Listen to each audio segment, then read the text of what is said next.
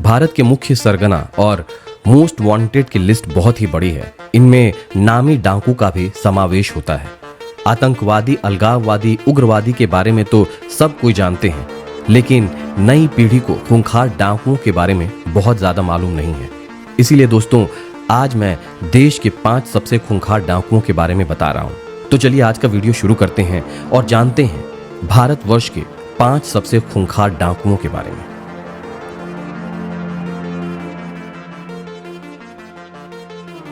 डाकू मान सिंह। चंबल के डाकू के किस्से ज्यादा विख्यात हैं। सन 1940 से 1955 तक कुख्यात डकैत मान सिंह का कहर था। चंबल के सबसे बड़े डाकू में आज भी मान सिंह का नाम लिया जाता है। मान सिंह आगरा के राजपूत परिवार में जन्मे थे। चंबल के खेला राठौर नाम के गांव में रहते थे। यूं तो डकैत मान सिंह पर 1112 लूट और 125 हत्या के मामले दर्ज थे, लेकिन वो गरीब और लाचार लोगों में काफी मशहूर थे। वो अमीर से पैसा चुराते और गरीबों में बांट देते थे। मान सिंह के खौफ से लोगों को छुटकारा दिलाने के लिए मध्य प्रदेश पुलिस ने 1955 में राज्य के भिंड जिले में एनकाउंटर कर दिया था। वीरप्पन। 18 वर्ष की उम्र में वीरप्पन शिकार करने वाले के गिरोह में शामिल हो चुका था। वीरप्पन केरल, तमिलनाडु के जंगलों में काफी समय तक छिपा रहा। कहा जाता है कि उसने तमिलनाडु, कर्नाटक और केरल के जंगलों में 900 से ज्यादा हाथियों को मार डाला। ऐसा भी कहा जाता है कि वीरप्पन के पास सैकड़ों डकैतों की फौज थी, जिसके सहारे वो इतने लंबे समय तक भारतीय सेना से बचा रहा। वीरप्पन को पकड़ने के लिए सरकार ने 20 करोड़ रुपए खर्च किए। 18 अक्टूबर 2004 वीरप्पन का एनकाउंटर कर दिया गया। पुलिस ने वीरप्पन के सिर में गोली मारी थी। निर्भय सिंह गुर्जर। निर्भय सिंह गुर्जर चंबल के आखिरी बड़े डाकुओं में से एक था।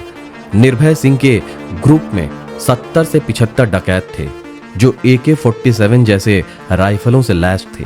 नाइट विजन दूरबीन, बुलेट प्रूफ जैकेट और मोबाइल फोन थे। इटावा के बिठौली थाना पहलवान क्षेत्र के निर्भय गुर्जर 1.5 दशक तक लोगों पर राज किया। उसके ऊपर हत्या, रेप और अपहरण के कई सारे केस दर्ज थे। निर्भय के सिर पर 5 लाख का इनाम सरकार ने रखा था। निर्भय का आतंक 200 गांव में था। उसके खतरे से सरपंच, विधायक और सांसद चुने जाते थे। 2005 में सरपंच चुनाव के दौरान कई सीटों पर अपने लोगों को चुनाव जितवाया था। 2005 में पुलिस की गोली द्वारा निर्भय सिंह की मौत हो गई। सुल्ताना डाकू। सुल्ताना डाकू 20वीं सदी का सबसे पहला और बहुचर्चित डाकू माना जाता है।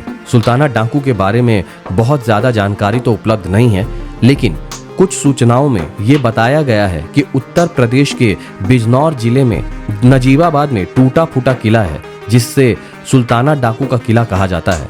कुछ लोगों का मानना था कि सुल्ताना डाकू का कहर 1924 में उत्तर प्रदेश रहा होगा।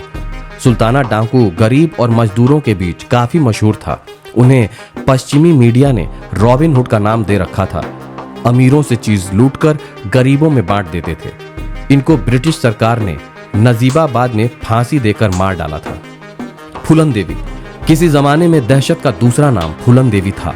कम उम्र में शादी, फिर गैंगरेप और बाद में इंदिरा गांधी के कहने पर सरेंडर उन्होंने कर दिया था। इसके बाद वो सबसे बहुचर्चित महिला रही थी।